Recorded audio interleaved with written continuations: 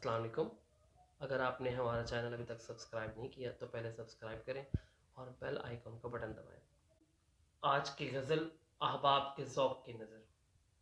वफ़ा के बदले वो हरगिज़ वफ़ा नहीं करता, वफ़ा के बदले वो हरगिज़ वफ़ा नहीं करता, इसीलिए तो मेरा सामना नहीं करता। खुली फ़िज़ाओं के किस्से बहुत सुनाता है, खुली फ़िज़ाओं के किस्से बहुत सुनाता है, किसी भी तौर मुझे वो रिहा नहीं करता। जो जानता हो कि मुनसिफ ने अदल बेचा है, जो जानता हो कि मुनसिफ ने अदल बेचा है, वो सच बोलने का हौसला नहीं करता।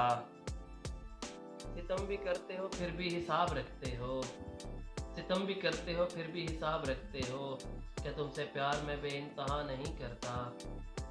मेरे तबीब तेरी कोशिशें हैं ला हासिल, मेरे तबीब तेरी कोशिशें हैं ला हासिल, जो ज़ख्म दिल पे लगा हो भरा नहीं करता।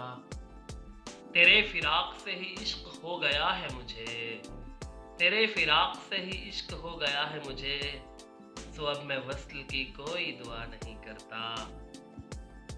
हमेशा जीत उसी की बनी मुक़द्दर जो, हमेशा जीत उसी की बनी मुक़द्दर जो कभी हालात के आगे झुका नहीं करता।